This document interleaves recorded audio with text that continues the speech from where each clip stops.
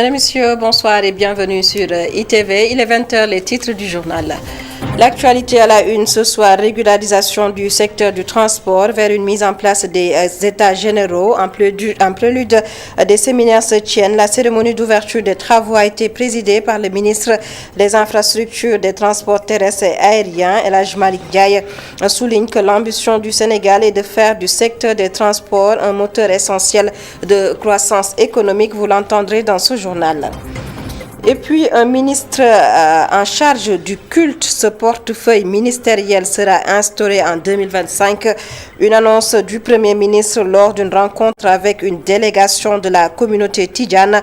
Le QDUS bénit cette mesure, mais selon le secrétaire général, Dr Cheikh Gueye, l'idée avait été agitée en 2017. Vous l'entendrez également dans ce journal. Au menu de cette édition également, la rubrique Environnement, enjeux climat revient ce soir sur la loi contre le péril plastique 4 années après la mise en œuvre. Cette loi reste inefficace. Nombre de ces déchets proviennent de la restauration. Un constat fait par des militants de l'environnement, d'où le lancement de l'initiative Mon restaurant zéro déchet, enjeux climat à suivre en fin d'édition. L'affaire de Papa Ibrahima Ndiaye et Moussa Fall. Voilà pour les titres. Le développement, c'est juste après ceci.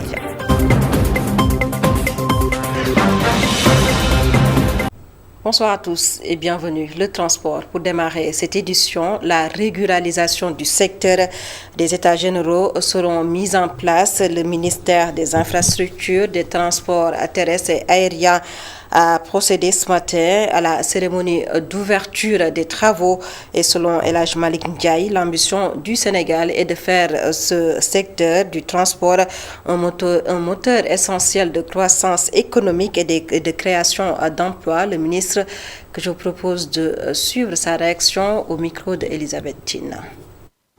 Dans le cadre du projet pour un Sénégal souverain, juste et prospère, porté par son Excellence Monsieur le Président de la République, Bassirou Diomaye Diakhar Faye, nous avons pour ambition de faire de ce secteur un moteur essentiel de la croissance économique et de création d'emplois.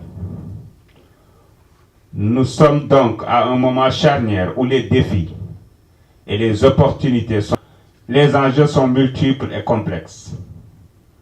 Mais grâce à l'expertise des personnes ressources conviées aux différentes sessions et à l'engagement de chacun, je reste convaincu qu'avec ce premier séminaire des acteurs étatiques, qui a pour objectif d'harmoniser les différentes positions des structures de l'État, nous arriverons à identifier des pistes de solutions prometteuses, des propositions et recommandations pertinentes, ambitieuses et adaptées aux besoins actuels et futurs de nos concitoyens.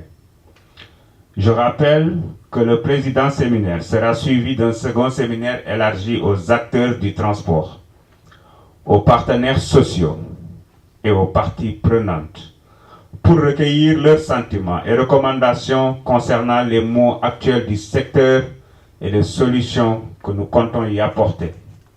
La date prévisionnelle pour ce second séminaire est du 5 au 8 août 2024. Ces états généraux s'ajoutent aux mesures déjà prises par les autorités pour réguler le secteur du transport. La parole à présent aux citoyens. Qu'en pensent-ils et qu'attendent-ils des nouvelles autorités pour le bon fonctionnement du secteur du transport, mais également lutter efficacement contre les accidents de la circulation? C'est un sujet signé à Satouka. Il ne cache pas son mécontentement quand Ousmane Gueye pointe du doigt le mal dont souffre le secteur du transport.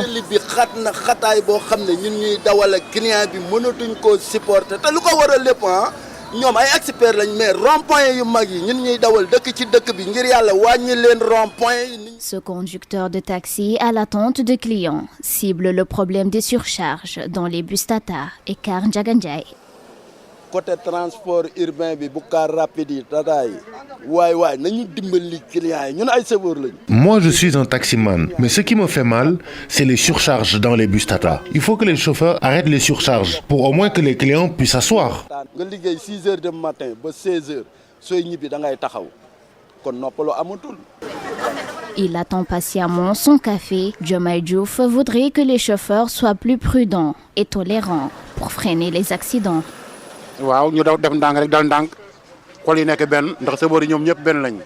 Moi, le changement que je voudrais voir dans le secteur du transport, c'est que les chauffeurs soient plus prudents en conduisant. C'est aussi un bon moyen pour limiter les accidents. Elhadj Malick met le curseur sur le renouvellement du parc automobile. Il n'oublie pas les chauffeurs. D'après lui, ils doivent être plus vigilants quand ils tiennent le volant. Il voulait qu'on change le parc automobile parce que les voitures qui sont là sont vieilles. Voilà, on achète d'autres voitures neuves et on les donne des chauffeurs qui sont responsables pour éviter les accidents. Parce qu'il y a trop d'accidents au Sénégal. Ouais, chaque année, on enregistre beaucoup d'accidents. Par rapport aux autres pays, le Sénégal est beaucoup plus de victimes que les autres pays. Les états généraux des transports publics vont bientôt démarrer. Les acteurs sont en conclave pour préparer l'événement. Chez les populations, les plaintes et complaintes sont légion. En tout cas, après le secteur du transport, on s'intéresse à la souveraineté alimentaire. À présent, des fermes intégrées ont été initiées dans le département de Nioro du Rip, des fermes où l'on peut pratiquer l'horticulture et l'élevage et qui vont également participer à lutter contre le chômage des jeunes. Un reportage de Sekou Diallo. L'horticulture est un secteur très rentable. Produire 12 mois sur 12 est bien possible à travers les activités de maraîchage. C'est ce que confirme Pape Diatta Tambédou, producteur horticole à Nioro du Rip.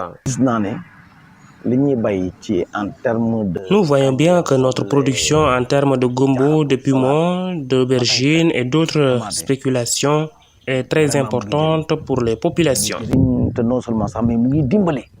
Ça aide non seulement les femmes à trouver facilement des légumes, mais aussi à trouver du travail.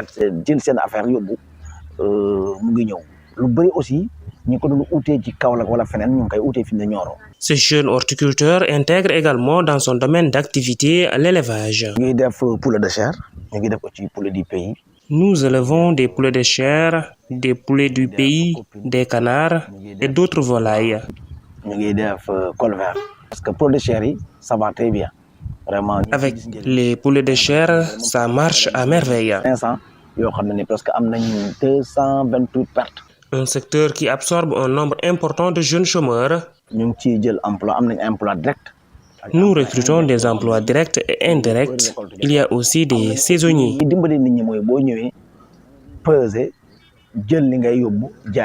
Ces genres de fermes intégrées luttent aussi contre la dégradation des terres. Les déchets des poulets sont utilisés pour les plantes. Ils sont très bénéfiques pour les plantes. Produire durant toute l'année est une réalité dans le département de Nioro. Les jeunes invitent l'État du Sénégal à les accompagner pour que la souveraineté alimentaire puisse être une réalité au Sénégal. Sekou Diallo, concernant toujours ces fermes agricoles dans le cadre du programme national de mobilisation des jeunes dont les activités agricoles, l'État du Sénégal a ciblé 27 fermes pour ses vacances agricoles, un projet diversement apprécié par les jeunes. Reportage Elisabeth Tine et Barasowa. Sur la corniche, ils sont nombreux à porter des paniers de fruits sur les épaules. Ces jeunes vendeurs de fruits prospectent les passagers par un signe de la main. Ils ont des avis divergents sur le projet de vacances agricoles. Amadou en fait partie. Pour lui, les vacances agricoles peuvent être pénibles pour un soutien de famille. Ce qui bloque le projet, c'est l'absence de salaire, car cela peut peser lourd sur les gens qui travaillent et leurs familles, parce que nous sommes tous des soutiens de famille. On ne peut pas laisser tomber tout pour les vacances agricoles.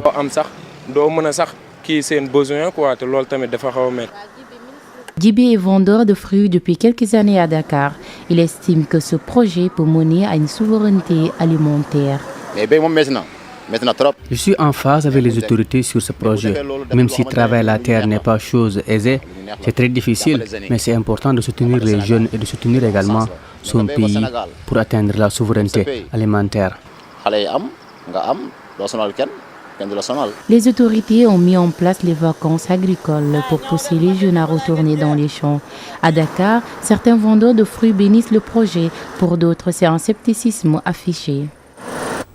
Elisabeth Tine, colère des producteurs et fournisseurs de la zone des Niayes. En conférence de presse, ils ont listé les difficultés auxquelles ils font face et parmi ces difficultés, il faut noter la dégradation des terres, l'accès à l'eau et la pollution des industries extractives. Ils interpellent ainsi les autorités sénégalaises pour des solutions durables. On fait le point avec Isidore Alexandre Sen. La coordination des fournisseurs des Niayes alerte encore sur l'accaparement des terres, la dégradation des sols, entre autres difficultés. Les terres sont souvent accaparées par des non-producteurs qui les considèrent comme des investissements privés ou des investissements financiers. Pollution industrielle. Par exemple, à Darou Khoudoss, les déchets climatiques des ICS causent une grave dégradation des terres, rendant les sols impropres à l'agriculture. La collaboration entre acteurs locaux et pouvoirs publics est un gage pour tirer le maximum de profit dans la zone des Niayes. L'horticulture est considérée comme le sous-secteur le plus dynamique de l'agriculture au regard de sa contribution en devises. Nous appelons les autorités étatiques à prendre en considération nos préoccupations et à collaborer avec les acteurs locaux pour développer notre secteur agricole. La zone des Niayes regorge d'opportunités qui, si elles sont bien exploitées, peuvent contribuer significativement à la création d'emplois et à l'atteinte de l'autosuffisance alimentaire. Ces producteurs espèrent également une dématérialisation des procédures d'acquisition de titres fonciers pour sécuriser les périmètres maraîchers. Pour ce qui est des zones minières, la coordination des fournisseurs des Niayes n'a pas manqué de souligner qu'il faut nécessairement réhabiliter les terres au risque de ne pas rétrécir les périmètres arables. Isidore Alexandre Sen, litige foncier à Malika à l'origine de ce conflit entre des membres de la communauté layène et un promoteur, un site de 45 hectares. La justice a été saisie pour résoudre cette équation. Seydina Mandione Laye sollicite l'intervention des autorités sénégalaises. Ces propos sont recueillis par Mamoudou Labine Fati. Le litige est devenu latent. Voilà presque 2 ans. Les gens nous envahissent de partout, prétextant que c'est le calife qui leur a donné carte blanche et que nous n'arrivons pas à rencontrer le calife. Nous ne l'avons jamais rencontré, nous ne l'avons jamais vu. Il ne nous a rien dit. Alors comment ces gens-là font pour rencontrer le calife et avoir sa bénédiction pour venir nous envahir? C'est inacceptable. Quand j'ai vu cela, j'ai porté plainte. Nous avons été tous entendus. Le dossier est sur la table du procureur de la République et nous attendons le procès. J'ai toujours prôné la médiation. J'ai dit le calife, c'est le calife. Il n'a qu'à appeler toute sa famille et une certaine partie de la communauté pour discuter avec eux.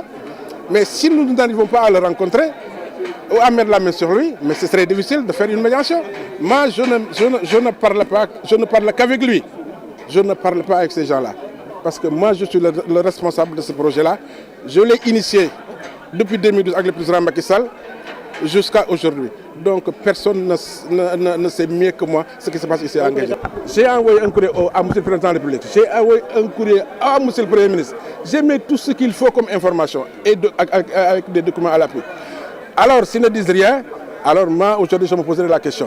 Instauration d'un ministre du culte en 2025. Une annonce du Premier ministre Ousmane Sonko. C'était lors de sa rencontre avec une délégation de la communauté tidjane sur l'avancement des travaux de la grande mosquée de Tivaouane. Une nouvelle bien accueillie par le secrétaire général du cadre unitaire de l'islam, le QDUS, Dr Cheikh Tidiane Dièye. Dr Cheikh Tidiane Gueye, selon lui, l'idée avait été agitée en 2017. Dr Cheikh Tidiane Gueye, secrétaire général du QDUS, cadre unitaire de l'islam, au micro de Papa Lunsar.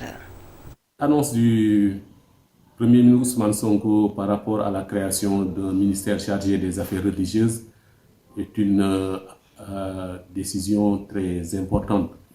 Elle montre une volonté de rupture par rapport au passé et surtout par rapport à une gestion un peu coloniale du religieux depuis nos indépendances.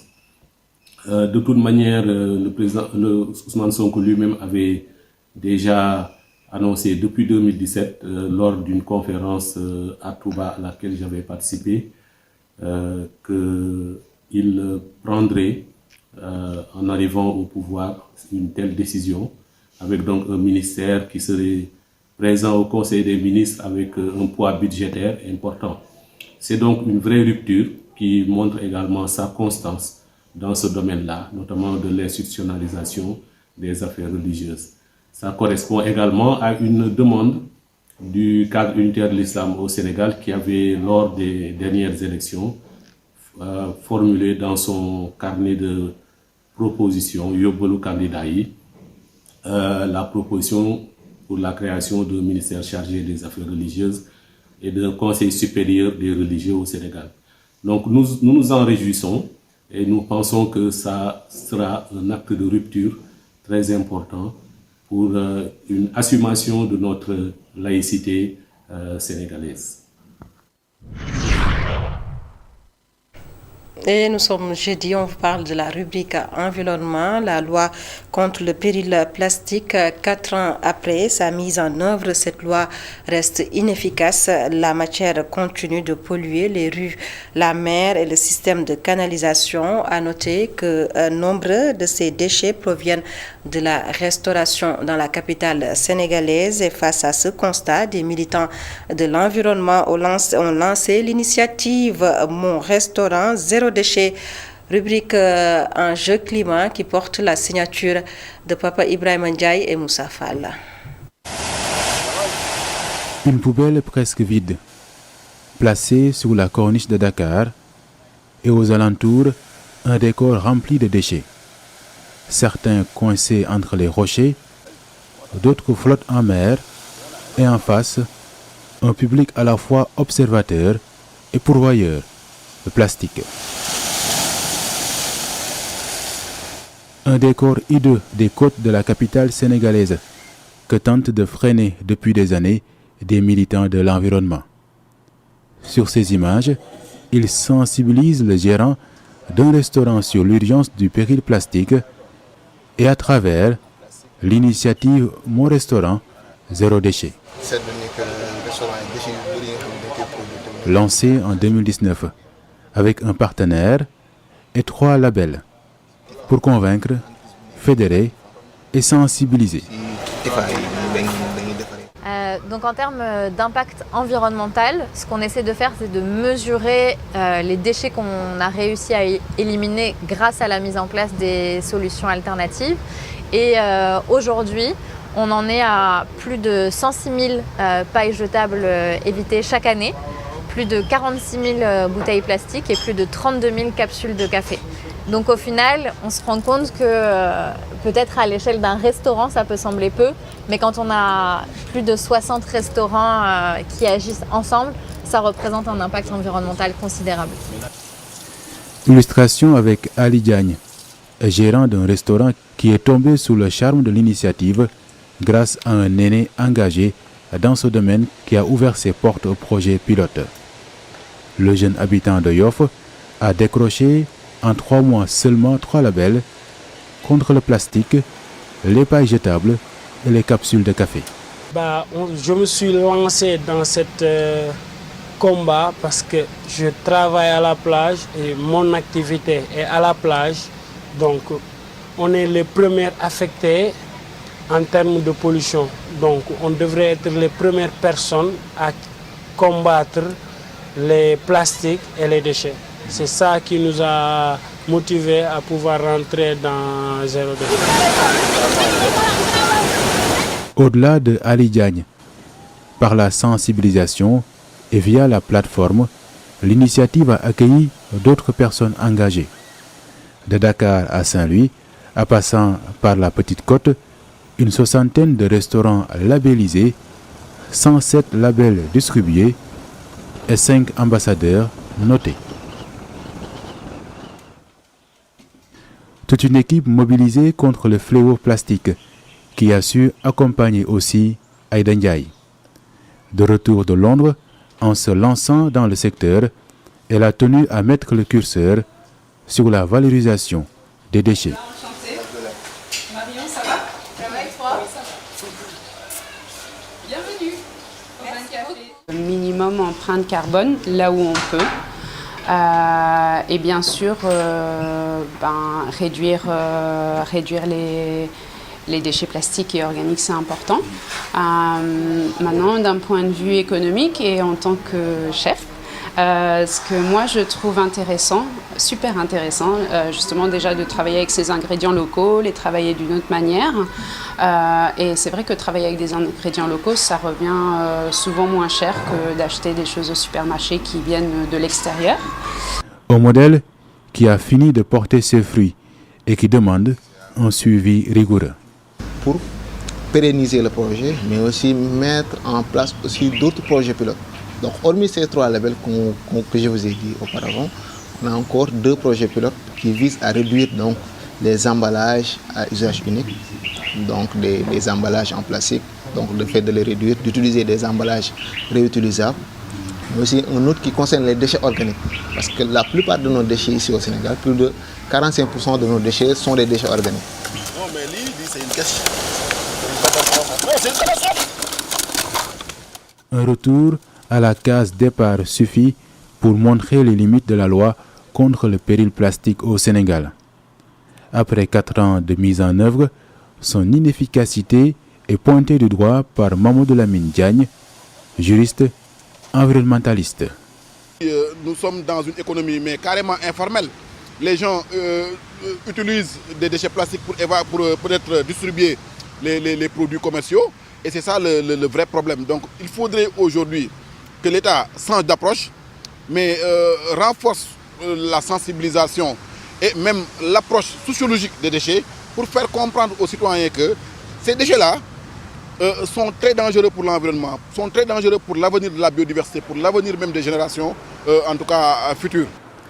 En attendant d'avoir un meilleur cadre juridique et une approche contre la prolifération surtout du plastique, les membres de l'association Zéro Déchet Sénégal restent mobilisés.